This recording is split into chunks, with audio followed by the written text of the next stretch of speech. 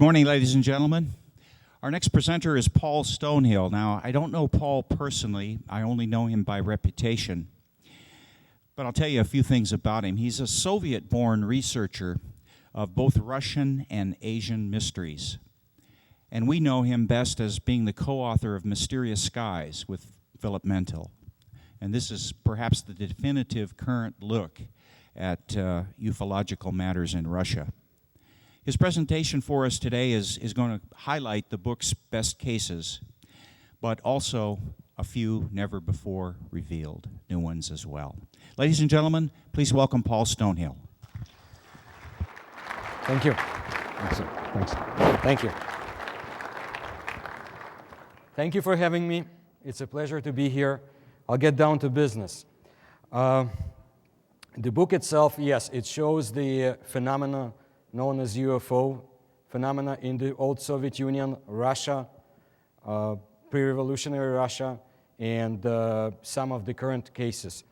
What's most important, you need to understand that there is another universe, which was the Soviet Union and today's Russia, where UFOs had been studied very intensely by experienced and trained observers, Soviet Army, Soviet scientific establishment, the intelligence services, and we have proof. Some of the proof you will see as the young lady will be changing documents so you can see for yourself. Official documents that specify what research had been done, how it was being done, how it was being handled, how to report cases.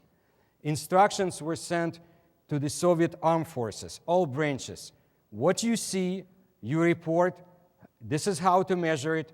This is where to send information about anomalous aerial phenomena. They were too shy to say UFOs. This was forbidden. But this bloody anomalous phenomena was always present at the Soviet test sites, at the areas where they would develop new weapons that we know very little about.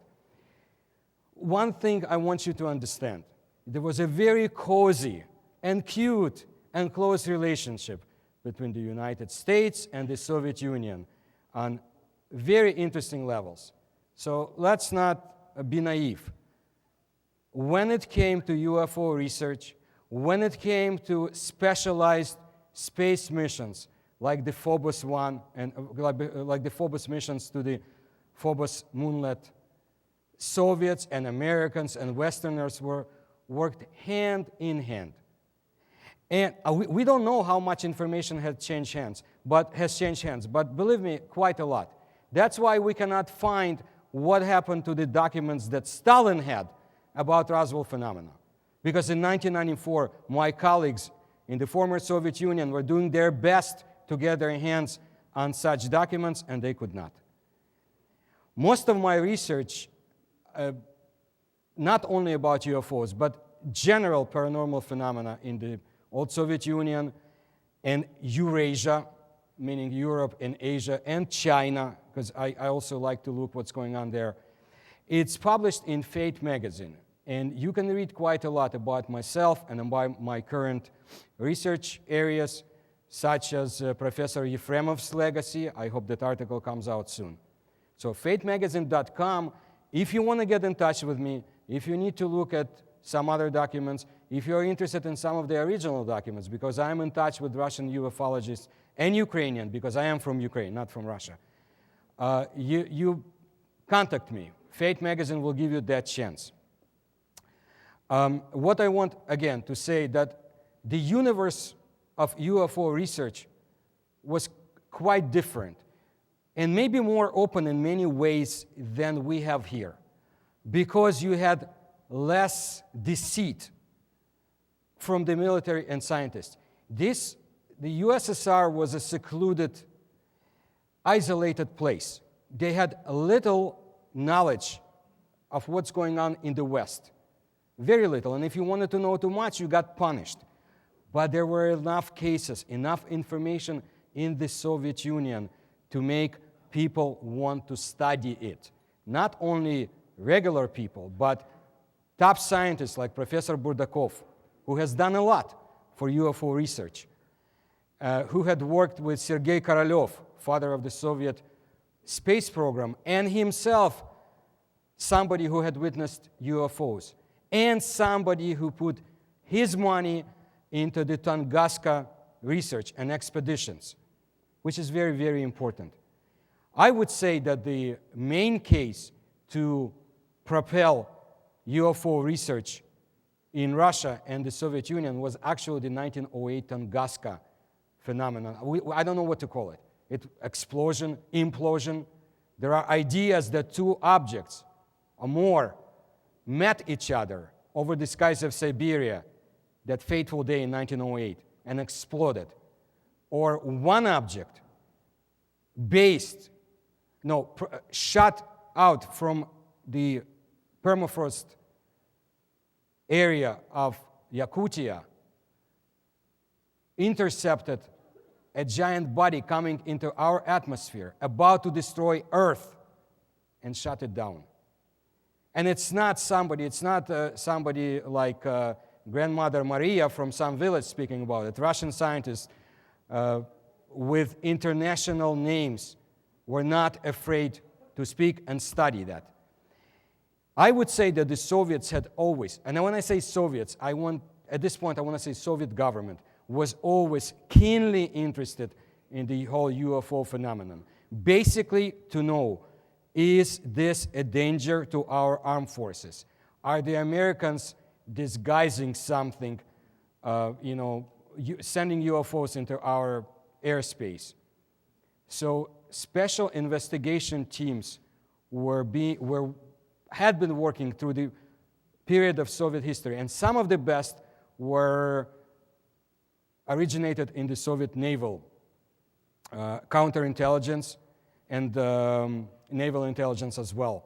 And because of such people as Vladimir Azhaja, a great personality, we know a lot about what's been going on with the Soviet naval forces. Vladimir Azhaja was actually the one who had who had written down the instructions used from 1979 on, definitely through 1991, but we think in later years as well, used by naval forces and then also by aviation, by Soviet Air Force and other branches to report UFO sightings, to send them to special military institutes, one in Moscow area, one in the Moscow area, one in Leningrad, where such reports were studied. By the way, we don't know what happened to all of the research. What we do have in our hands makes your hair stand up, because we know that back in the 1980s, the Soviets already knew that there is a very unusual phenomenon that has to be dealt with. And in one of the documents, I believe they even refer to higher power, higher intelligence. Of course, they wouldn't say God, they wouldn't say anything like that, or they would be afraid to say ET civilization, although cosmonauts, some of the cosmonauts were not so shy and would come out and say, we know reports about UFOs, we believe them. We had seen them, and in the book you will see, I wish I could go through every case. Look, I made notes to talk to you, but in 1 hour, I have dozens of cases. But I do want to say, it's fascinating, because you start seeing patterns. Not only do you see patterns of gigantic objects cited by Soviet scientists, Gulag prisoners, military counterintelligence officers, KGB informants, objects like a gigantic cylindrical UFO. Very sinister object that would, and you see it flying through the pages of Soviet history. It was sighted in 1953 over the taiga. It was sighted, that's not in the book, I just found out. Report from the chief of the Pacific Fleet Intelligence Service. It was sighted in late 1970s. Exactly the same object over the Soviet Pacific Ocean area. And others, you see it sighted in 1940s over the Soviet battlefields. But there also, then you have gigantic cylindrical objects that top Soviet brass would talk about to the newspaper people in a very interesting period of time. I don't think it will ever come again. And I don't think the Americans wanted that period of time to exist. When I say Americans, I mean the government. When the Soviet Union disintegrated, unexpectedly, a lot of information came out during the Perestroika glasnost times instituted by Gorbachev. I would say we had a small window of opportunity, and I did get tons of documents, incredible documents. I'm still going through some of them. From 1991, actually from 1990 through 1992, much information came to the West. Films, documents, narratives, eyewitness reports. Freedom was in the air. I understand Russia doesn't have as much freedom anymore. That's the opinion of many people in the West. Again, I'm from Ukraine. I know what's going on in Ukraine today. I don't get into politics, but I'm very glad that Ukraine is separate from the Russian Empire. And we have our own research, and it's very interesting and ongoing. And in the book, I share contacts and addresses, and I believe email information, how to reach Ukrainian researchers, for example, in the REOP Institute. Very interesting ongoing scientific research. And also prominent Russian ufologists, Mikhail Gerstein, Vadim Chernobrov, everything is there. You want to do your own contacts, you want to do your own research, by all means. Because what the book itself, I believe it's over 400 pages, and you go through the cases and dates and so forth. But even that is only tip of the iceberg. And I hope someday we'll find out the foundation of that iceberg. But most important, I want you to carry with you from today is that those whose job it was to study UFOs for the Soviet government and the armed forces came to a conclusion that 20% of the cases cannot be explained, and maybe 4 or 5% are definitely out of our grasp of understanding. We cannot comprehend what they are. Different physical laws, yes. Are they ETs? They don't go too much into that. They just wanted to know, do they present danger? Maybe. But even back in 1940s, Stalin asked the same question of Sergei Korolev and Kapitsa and other top Soviet researchers. He placed a pile of documents before each one of them, put them in a nice secluded room with an translator, and said, study it. Let me know your conclusion. And the conclusion that he had obtained from each of the scientists was, yes, this phenomenon exists based on American documents, not Soviets. And no, it's not a threat to the Soviet armed forces, based on what we see. Now, Americans were always eagerly interested in what the Soviets were doing, and just by looking at the declassified CIA documents, and you will see them in our book, you see quite a lot. You see that American agents were very active back in the 1950s and in other times in the Soviet Union. I'll get to my point why I believe there was a very cozy cooperation. I mean, you read and you become, how should I say, infatuated with the information about the Phobos case, when JPL received daily reports from the Soviet Union, and I think vice versa. And JPL even knows what happened, I believe it knows, to the Phobos 2 spaceship that was spinned out from the orbit by a very unusual, gigantic body.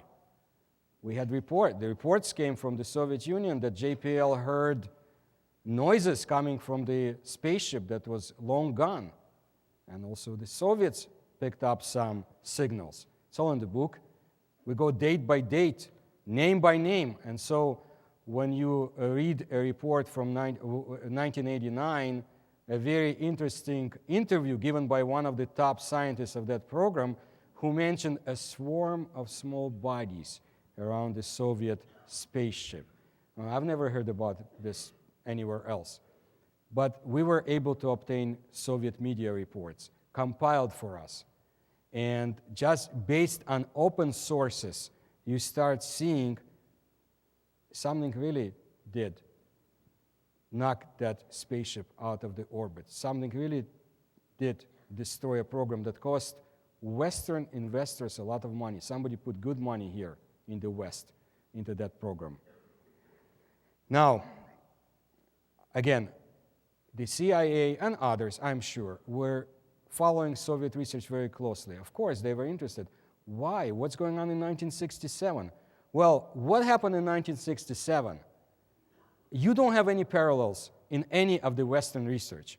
And I don't know about China. China is a completely different case. But a group of Soviet military commanders got together with Soviet scientists who were pushing against all ceiling placed on them, asking the government to let people research UFOs. They were pushing so hard that they had enough sponsorship to be able to come to be given airtime on Soviet television in 1967 and announce to the general population of the Soviet Union, please send us your reports. UFOs are everywhere. We want to know what you see.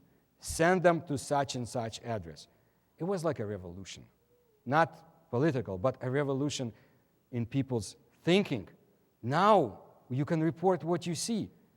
Thousands of letters, cases, reports starting coming to those special entities to study. We don't know what happened to all of them. We still do not know. See, that's the problem in Russia. Documents come, and what happens to them?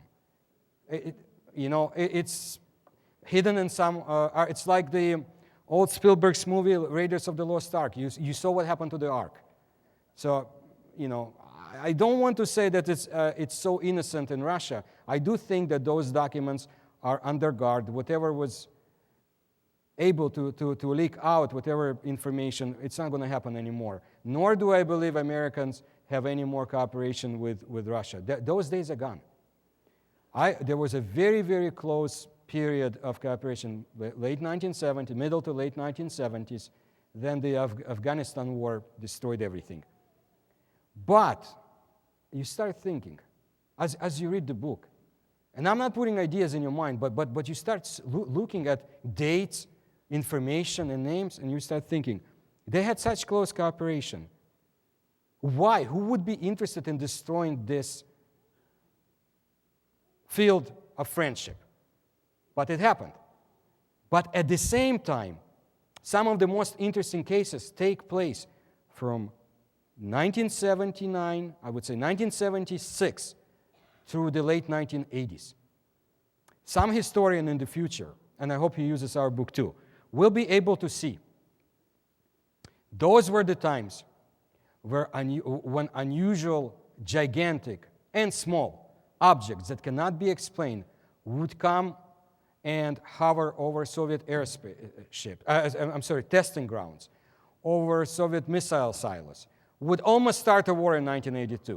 1982, then you live through the book. What's that case about so-called gigantic swimmers? Also 1982. And then another information that I received just recently, and I talked about it, I believe, on Coast to Coast. 1982, same identical, gigantic beings sighted not far away from a very sensitive Soviet testing ground. Where does the information come from? The Setka program. What is the Setka program? Official Soviet military scientific research I mentioned that had gone through 1978 through 1991. The documents that are being shown to you on the screen, some of them are from the Setka program. This is amazing. 1982. Then I have a report, one of those few I wanted to talk to you about, but at least one I can. 1982, a scientist, Gaponov. I don't know what happened to him. He sent me a lot of information. Then he disappeared after 1995. But he did send me a report of 1982, a gigantic cylindrical, again, cigar-shaped body over one of the Soviet space technology testing centers. 1965, unusual cases come. There is a very interesting case. Now, don't be offended. It came from the Atlantic waters, not far from the United States. A Soviet submarine was very close to the United States. Again, a gigantic cigar-shaped UFO body appears, and they took note of it, and it's in the book. 1965, cases of aerial phenomena all over Soviet Union. You be sure that many of the cases had to do with Soviet experiments with new weapons and so forth, but not all. Definitely not all, and they knew it. They wanted to find out, why is it that when we test new missiles, those pesky UFOs are right over us? Aerial phenomena, I apologize. You can't say UFOs. You know, you can't, how much can you hide? You cannot, you can say this, that. It's like an old joke about Brezhnev, who was bitten by a mosquito, and he was so angry that he said, well, we can't control it, so let's declare that there is no swamp. There is no swamp, there is no mosquitoes. There is a case in the book, 1972, Soviet Arctic waters. Military people come out, see unusual disks over them. So they start calling their HQ saying, what do we do? Those disks are over us. And the report is, don't worry, they don't exist. Okay, all right. Another case, Dubna, one of the top secret Soviet and now Russian so-called scientific cities, where they were testing a new weapon system, very interesting weapon system. As they did, a gigantic UFO appears from nowhere, hovers over them for an extensive period of time. So whatever our debunkers say, it's not a comet, it's not asteroid, it's a UFO. And it's over there. And you cannot say it doesn't exist. So what happens? Those scientists start calling Moscow. What do we do? Moscow is in turmoil. Well, we can't, it's not there. But scientists, top academicians see it. Well, Moscow controls everything. Moscow doesn't control anything. I don't think Washington does, nor does Beijing, who will see a lot of UFOs too. But there are people who want to control things. And I want something, I was so amazed. When I started, I was a kid when I met somebody in the Soviet Union who was a pilot who had been serving in the Arctic areas of the Soviet Union, who had witnessed a UFO. And I believe they even tried, onboard Gatling gun, trying to shoot it down. But they didn't. And that's how my interest developed. And believe me, there was enough information to keep on going even in the old Soviet Union. Magazines such as Technika Молодежи, and you will see references through the book. Enough people with curiosity to go on and study. And then you had names like Ziegel, Felix Ziegel, and his group, Gindelis, and a very sad case of somebody who had been a top researcher in this old Setka program and who disappeared. It's a woman and one of the best Soviet researchers, very keen personality. She suffered a personal tragedy, and she thought it was because of her research, not from the Soviet side. Somebody else did it, and not the Americans. So she disappeared, and no matter how her colleagues tried to find her, they could not, even with all the capacities of the Soviet system. So you see quite a lot of what's going on. People went on, and we give date by date, trying to see what's going on, trying to form groups. Some of them, like Azhaja, got spanked very badly. But Azhaja had good friends, and if the communist ideologues who say mosquitoes don't exist, they try to put him down. Well, his friends in the naval forces, and having family that served in the Russian naval forces through different systems, I'm very proud of them, because of their readiness as compared to other Soviet armed forces.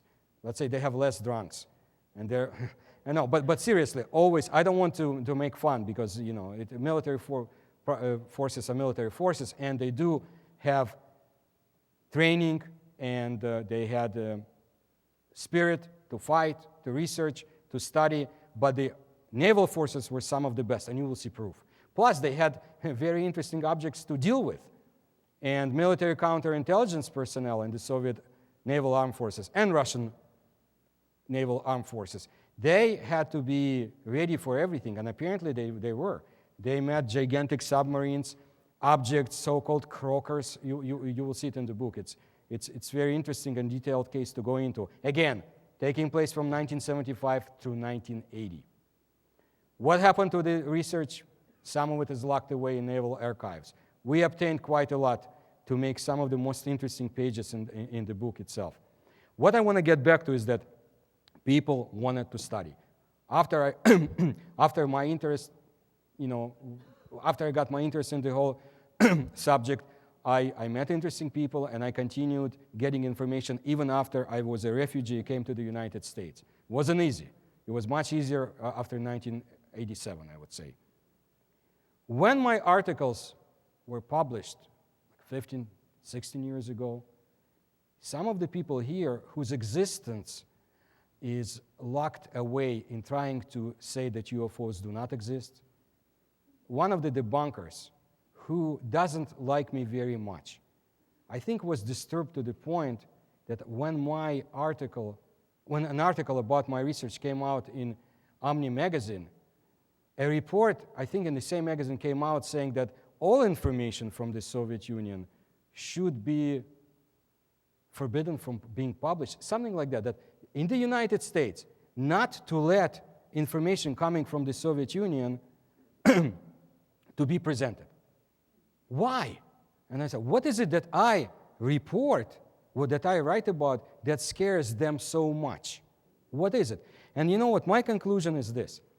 There had been, not has been, but had been a very close relationship, an exchange of information. Spying aside, because this will always go on. And during the period of the Perestroika and glasnost, too much came out. For some people to be comfortable here at the top and maybe in a few other areas.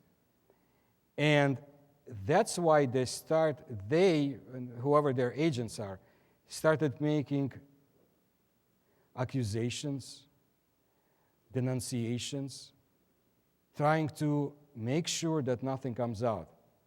I don't want to put spin on my research. That's why I provide addresses and information, because I want people who are interested to contact Russian researchers directly. I see my mission is to bring information out and present it here, to be like a bridge. I think it's a one-way bridge.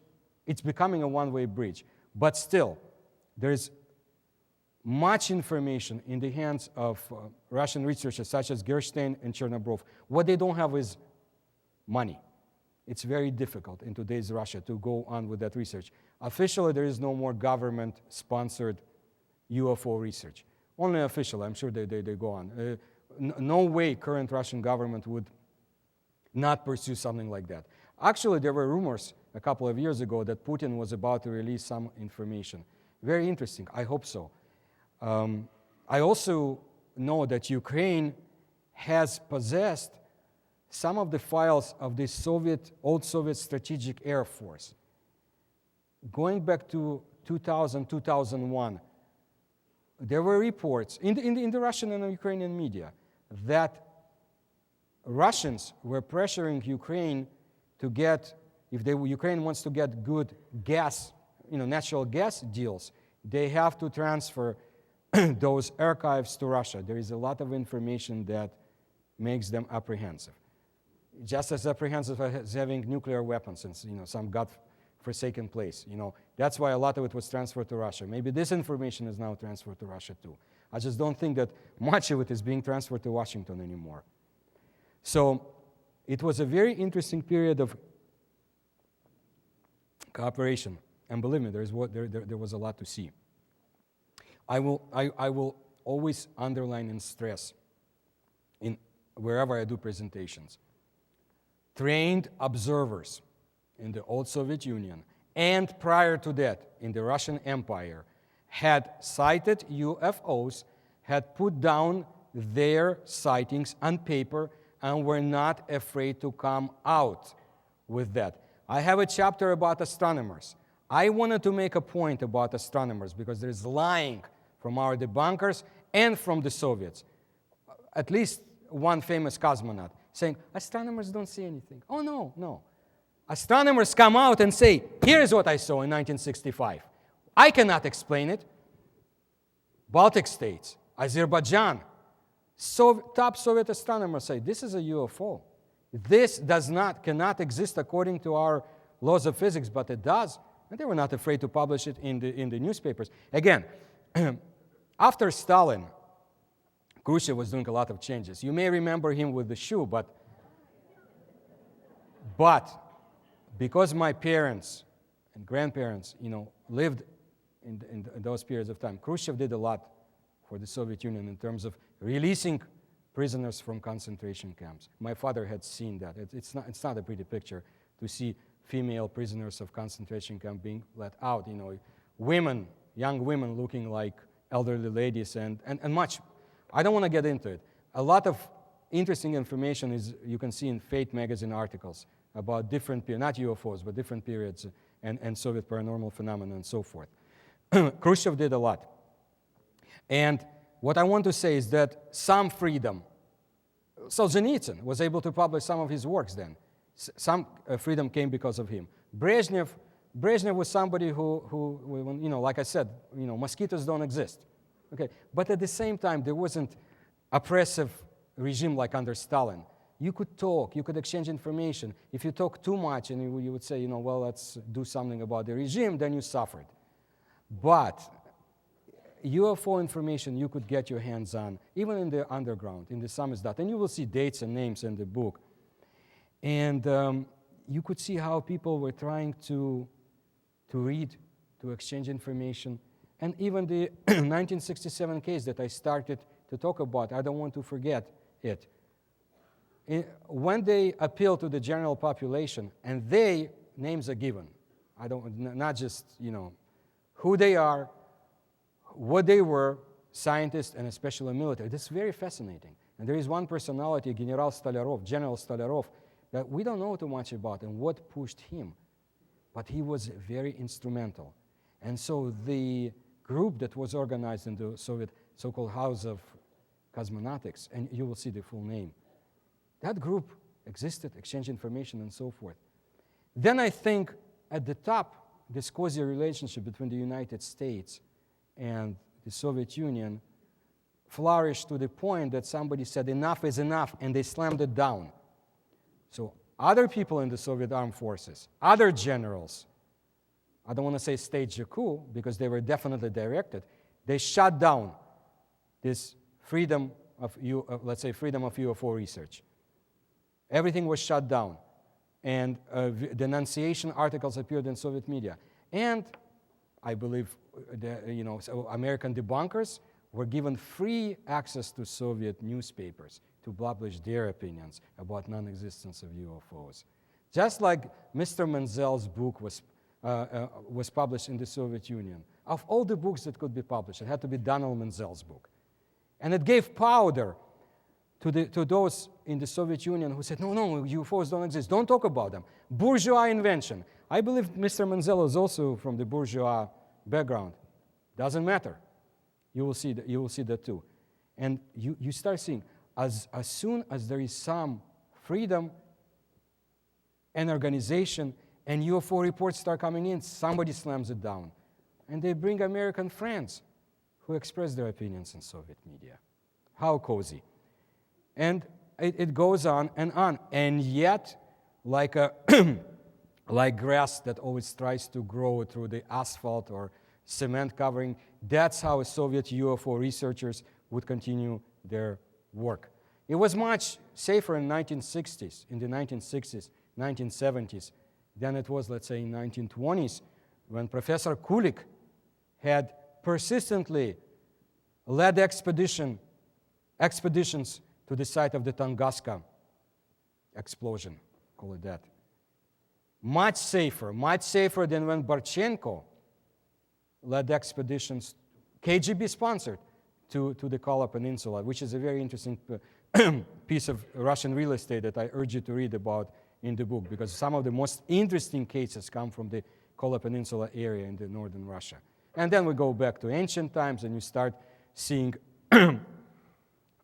objects that had been placed there in the times, from the very same times as Stonehenge had been built. You'll find it all in the book yourself. It's just geographical areas I want you to know about. The area of Borisogledsk and strange immobile cloud that was observed and interacted with by Soviet Air Force. The report comes from the Setka program, not from somebody sitting on a bench outside her house. It's a very interesting case. Clouds. I've not heard many cases of cloud formations, unusual cloud formations from the West. Throughout the book, you will see reports from cosmonauts, from KGB informants, from railroad workers, from officers about strange, unusual cloud formations over Russia and in space, and observed from space. Different clouds, some of them containing UFO objects in them, and astronomers say, yes, there is a UFO inside that cloud. We don't know what it is. It changes shapes. You will see reports of very interesting, gigantic triangular objects, just like Belgian triangles. Well, they had them in the Soviet Union too. One, again, don't take it personally, was observed not too far away from Florida in an aircraft, Soviet aircraft, where Pavel Popovich, famous Soviet cosmonaut, he had seen an unusual white-collar, gigantic UFO object flying next to their plane. And he wasn't the only one. So that gives credence, I think, to those who seriously study UFO phenomena. Crashes. I need to get into that. Make up your own mind when you read the book. My opinion is this, based on my research, based on what I study now. Soviet government, had definitely obtained something. It's in their hands. But that's something, I don't think it would come from a crash. I just don't think our technology, that we have the capability to shoot down anything that does not abide by laws of physics. There are other reports. But we do know from a credible source, Professor Burdakov, that in 1950s, middle 1950s, Soviet scientists were again given a piece of something to assess, study, and give their opinion, their conclusion, to the people at the top. What is it that you have in your hand? What you have in your hands? How can it be used? In the middle 1950s, they didn't know. We know what it is today. It's called microchip. What they had in 1950s was a microchip. They just didn't know what it was. And this is very interesting. Where would it come from? There is a description of a very interesting case about a rocket that was uncovered, dug out from the soil of Kiev, my native city, in 1948. That rocket was actually found, I believe, in the early 1900s, but they didn't want to do anything. They had responsibility and conscience in those times, before the revolution came to the Russian Empire, not to touch it. It was beyond our belief and understanding. Stalin had no such problems. The rocket was dug out. Apparently, if it's true, if the story is true, but very interesting confirmations. It had unusual design, very, very complex and advanced design, and Sanskrit writings were found inside it. 1953, a report was published 30 years about that time, because the guy who had observed what I'm about to tell you, was afraid, and I can understand why.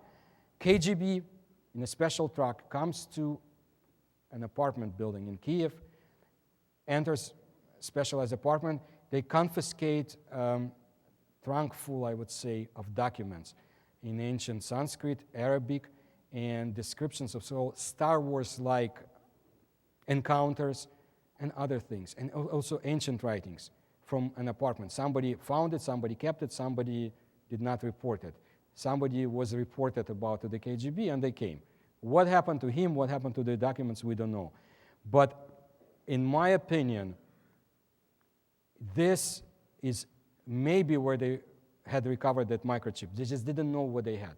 Maybe there was a crash in the ancient times. And that's why I'm waiting for my article in Fate magazine about Professor Yefremov, a very interesting, very unusual personality of the Soviet science, research, somebody who had actually proposed ideas of finding ancient artifacts in the fields of dinosaur bones, somebody who had been to Mongolia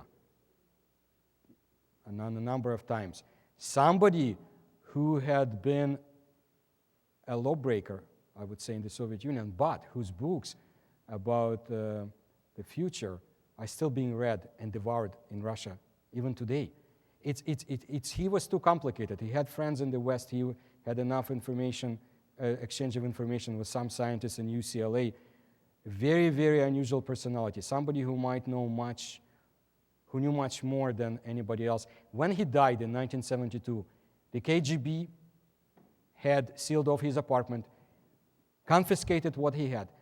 40 volumes of information about him are contained in the KGB archives. 40 volumes of the search of his apartment, whatever they uncovered. I hope that Fate magazine gives me as much space. I mean, they're limited in space, but if not, in the future, I'll keep on writing about him too. Because with him, many of the secrets of the UFO research and just general paranormal research are contained. He found something in Mongolia. We had confirmation, very unusual find that they had not talked about for years. Again, we still don't know what's in those files, but I want you to know something. To discredit him, in the late 1980s, 1990s, rumors were circulated by KGB and whoever assumed their work, glorious work, that he was a British spy. British spy, a Soviet scientist from, who made his own way, who became one of the top paleontologists. They call him a British spy, somebody who loved his country and so forth. Something else, other rumors came about. Rumors came that he was an alien in the Soviet Union. It's still a very, very unusual case, and we'll pursue it. But you can read about him, and people like him, even in Mysterious Sky, other scientists, other authors, many of them coming from the military background, trained people who wanted to pursue this unusual phenomena in the sky. At the end, I think I'll have a brief period of questions and answers, so if you want to ask me anything, we'll get to that. But I urge you to look at the documents, because what you're looking at is history. There are some in the book, some I brought with me. You see, again, those so-called dry forms. This is actual direct. Show me one from the United States government, from the United States official research, given to the armed forces, asking them to study this strange aerial phenomena and report. Do you know where it's being reported to in the United States? I do not. I know in China they have state-sponsored research, but I don't know much about it. What I found out about the Soviet Union, it's unusual. And even from the KGB was not so much interested in UFO research. They had to get their hands on reports sent to them by their informants. So sometime in 1993, they released 124 pages of documents, and many of them are in the book too. Not all, but many references and cases. They claimed that KGB was not interested, and I think they had a point, because when KGB was interested in the UFO phenomena and other cases back in late 1920s, early 1930s, and so forth, Stalin put an end to it. People got executed, a few bloody purges, and that research was stopped within the KGB. But files do exist. Information still is here. We know how it all intertwines with the big game when they were fighting over the control of Tibet and India and Central Asia with the British Empire, and how the UFO research came about. And because of that, because of the observations that had to be taken down, we found out about the gigantic objects sighted over the Central Asia back in 1926. But similar objects had been sighted in 1950s, 1970s, 1980s, and it doesn't stop. And again, when you start reading, when people like top Soviet armed commanders coming out, when there was this period of transition to Russia in early 1990s, and they come out and say, yes, we saw this gigantic 200-meter diameter object over Moscow, we didn't shoot it down. No, there are orders not to shoot it down, at least from 1965. Yeah, we observed it. Because if you start shooting them down, they do something bad to your jets, and they have.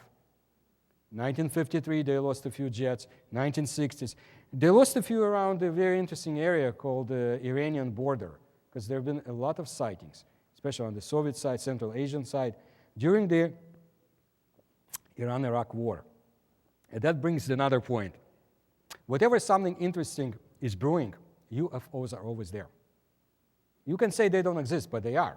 So, a colonel may not be very smart and doesn't know what Moscow wants, so a colonel writes down, what he had seen. And then this colonel gets conflicting reports. Well, they don't exist. At the same time, report them. This can drive somebody to drink, And then you find out, it's in the book, and then you find out that in that very interesting area of Borisogledsk and a few others, they had actual, don't call it contact, but at least there was some give and take between UFOs and local commanders. Somebody would stand on the ground and do signals like this or something else, and UFOs would flatten or change shape in response. So actually they tried it on the ground, and it's in the book too. It's very interesting, and I'm sure they've gone beyond that. Definitely Russian naval intelligence people did. How close they got to it, I doubt too close. You have to have mutual interest. I just don't think so that there was too much interest from the other side. I think there is the interest of making sure we don't mess up too much. Chernobyl. This is something that unfortunately Ukraine and Belarus will have for many centuries. And not only them, I believe the exposure and the damage will be to other European nations too. But bottom line is this: 1986, also in the book, there was an object sighted over the nuclear reactor number 4. An object did its best to extinguish the fire. Chernobyl, as the documents on the current Ukrainian KGB webpage demonstrate, has had problems before. And UFOs were seen there before too. Not such extreme problems as in 1986, but it's still active, and UFOs had been sighted, and dates are given in 1989 and other times. Just like around Voronezh. Well, we know about the famous Voronezh case here in the West, let's say. And Philip Mantle was instrumental in getting that information out. But it's only a tip of the iceberg, because that whole area around Voronezh, that part of Russia, not far away is the so-called Russian, I would say Area 51, but testing grounds of the top guns of the Russian aviation, Air Forces. And they always see UFOs. No matter how well they fly, something always comes next to them. Something very unusual. And they're nervous because they're testing some of the best aircraft, and they see UFOs. They see immobile black clouds that they try to enter, and then they have problems exiting such clouds. And it's in the report. And this information also was reported by the same person that's mentioned throughout my book. His name is Plaksin. He was a colonel. He was a young military scientist involved in the Setka program, and he reveals quite a lot. And I'm glad that he's able to. And I don't see this information coming from him. At some point, you have to start believing people, because if you don't, and if you get into all the conspiracies and so forth, you know, there must be a limit. And you know, you take it with a grain of salt, but and when you compare it to other cases, you start seeing, yes, what he's saying is true. And so he reports a lot about that area. He also reports about cases that we don't know too much about. I mean, the Black Ball case, and I urge you to read it. It's in that book, very unusual case from Ukraine. But the Arkhangelsk dust case that the Setka program researchers went to collect, we don't know much about it, but it's definitely something unusual. Some files contain that report. Well, Plaksin stated that Americans came up with interesting technology because of their research of UFO technology. Now, he doesn't say Americans have anything in their hands. As a matter of fact, and listen to his words very carefully, he says that he found no proof of alien civilizations being active on Earth. That's the direct translation. He doesn't say there are other forms of lives active here. He doesn't say. He phrases himself very carefully with all the release of information that he's doing, and you know, all the power to him for that. He also says that because of military secrecy, he cannot go into many cases. He cannot reveal all the information that he knows. Very unusual, very interesting. But he does specify that the Americans have achieved a lot of the breakthroughs in their most modern military technology because of the research conducted in their UFO labs. And keep it in mind. Then he goes into cases and areas of most prevalent Russian, let's say Soviet UFO observation areas. Now, when you read the book and my other research, you see that this is the same areas where other reports come from.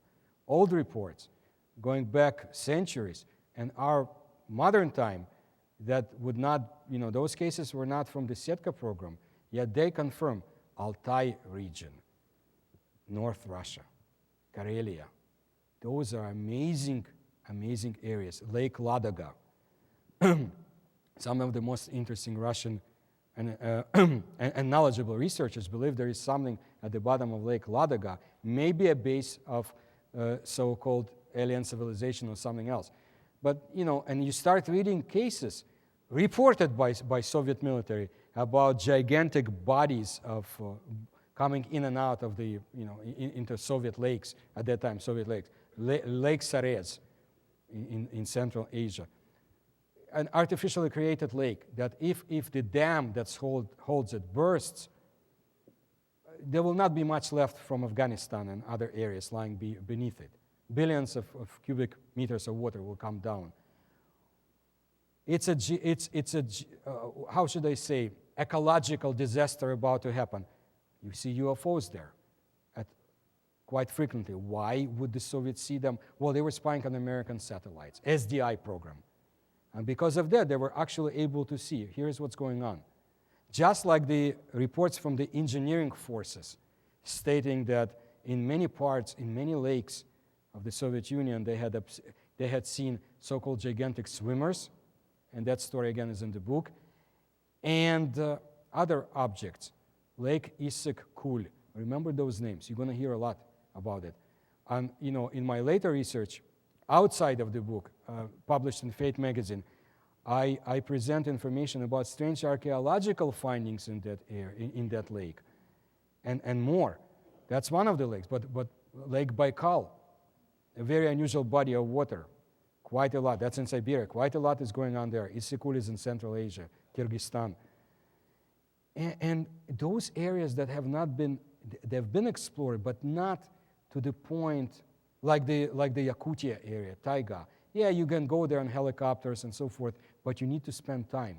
And I hope somebody does, because areas like Yakutia may contain an answer to our questions if there is an alien civilization on this planet. Why? Because from the time immemorial, local people report gigantic bodies falling down from the sky on Earth, metallic bodies embedded in the soil, in the permafrost soil. They would come, nomads, whatever, local tribal people to the area. They would spend very unhappy hours because they started losing hair after spending some time next to the gigantic cauldrons and some other objects in the soil. And they would become sick, strange sicknesses. We know after what happened, with the nuclear explosions in Ukraine and, in Japan, they didn't know what it was. So they would start putting taboos on the area, saying, don't go there anymore. And locals would not. Russians did, and also they did not suffer good. Some of them became very sick.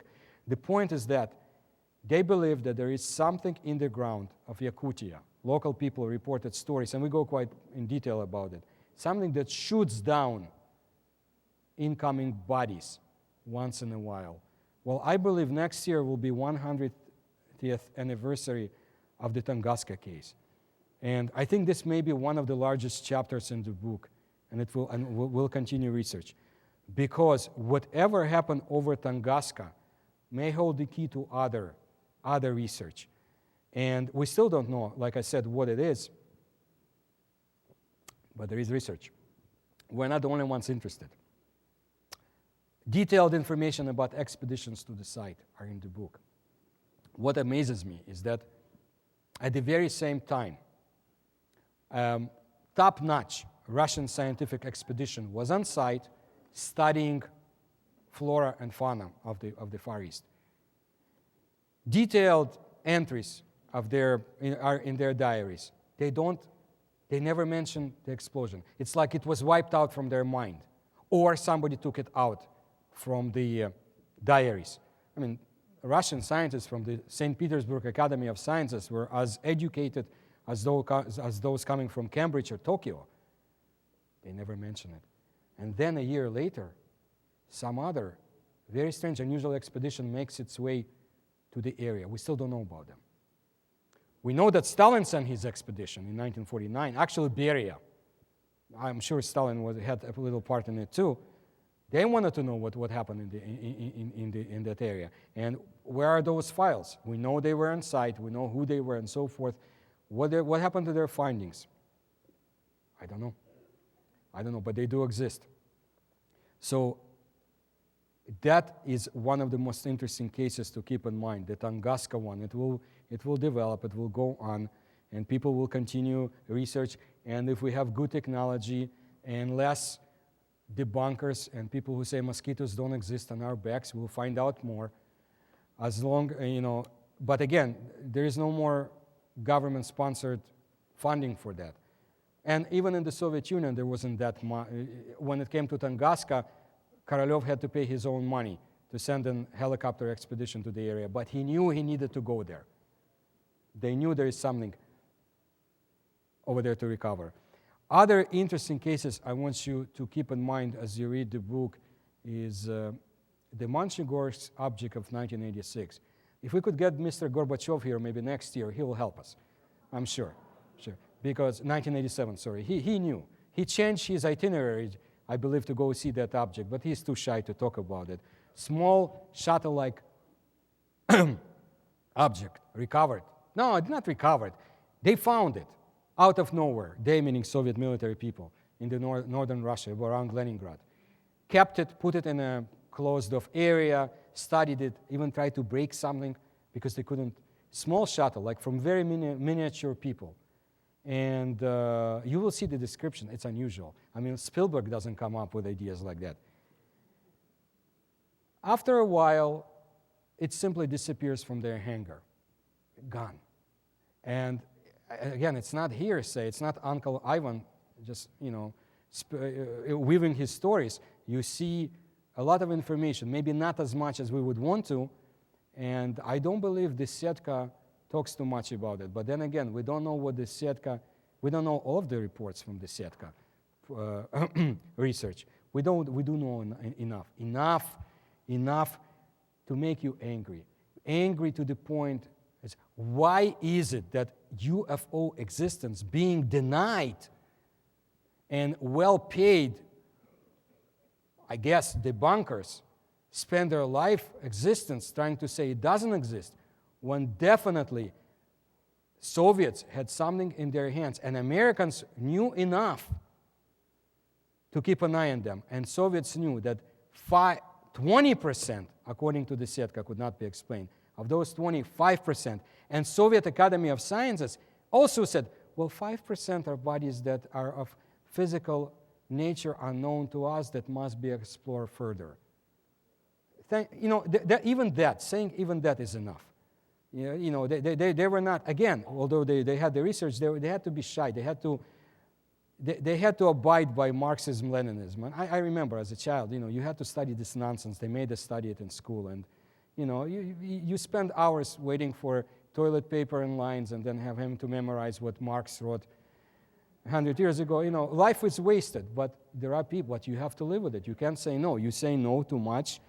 If you say you want Ukraine to be free and independent, then you find your way to Gulag, where you also have chances to observe UFOs. Don't misunderstand. One of the most interesting cases from 1953. I want to thank Veniamin Dodin, who is not alive anymore, but who was a well-heeled scientist who knew quite a lot. He was banished after spending time in the Gulag. He was banished to a very bad area in Siberia. My dad, who was in the armed forces in those areas, told me quite a lot. Anyway, this gentleman sees something in 1953 over the skies of Siberia. Again, similar reports coming late 1970s from the Soviet counterintelligence, naval counterintelligence. I mean, the description boggles your mind. And I want to be, it took me, I should apply, I should probably apply to the White House to be an interpreter, just in the technical. I'm laughing. I know, my Russian is no better than anybody else's. But I've studied, I have such dictionaries to translate the information accurately. Sometimes I read what others translate, our official people. It's not the same. I want to be, this is not to prop myself. No, I don't want to be a model. What I want to say is that I wanted to be as detailed as possible in my translations of the reports. And when you read the observation in 1984 of an object over a Soviet naval ship, oh my God. And then you see the description of this gigantic object over Siberia in 1953. And you got to give it not to me, to Dodin, Veniamin Dodin, who put it down and paid in his mind. And he wrote it down somewhere, and he had to hide it because don't forget, he was under observation. He was an official exile. So, interesting. I believe now is the time for answers and questions. Sorry, I got carried away. Thank you. Thank you.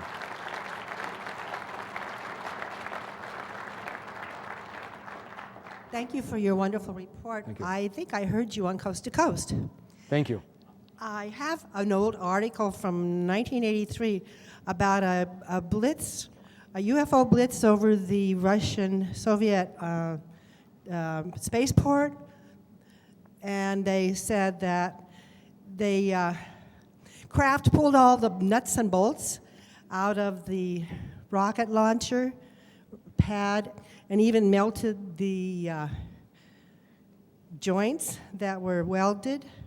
Do you have a report on that one? You know what I think happened? I think it was. I think they have a tendency to blame mishaps on UFOs. When so-called UFOs try to get something, they would get it without any problems. They don't have to take it apart. Read the book. Read 1983 cases. You may find it, but because there is quite a lot about cosmodromes and testing areas. What's interesting is that UFOs were present over such cosmodromes from 1957 on. When the Soviets started space race, they were there. Thank you for sharing with us. Soviet research and psychic research is legendary. Do you know if there are psychics in Russia that are in the Soviet Union, former, that are studying these things too? Fate magazine, not long ago, they published my article about Dr. Messing, Who knew Freud? Who knew Einstein? Go into it. He helped. He was a refugee who was given a refuge in the Soviet Union. Very interesting. And more. Sir, just a point of clarification. Were you suggesting that there's an alien base in Siberia that shot down the Tunguska Maybe, object? yes, and maybe what I suggest, what other scientists do, is that there may be a base in Siberia that's automatically programmed to shoot down bodies that are assessed of being capable of harming Earth. Would there be other bases on other continents? I can only speak about Russia. I heard about Crete, okay, in my research, but I don't want to go into it. It's not my area of research. And how large was the explosion? I'd heard 40 megatons. Yes. And very bad influence after that. Okay, that's it? Okay, I want to thank you for your time. If you want to get in touch with me, Fate Magazine. Thank you.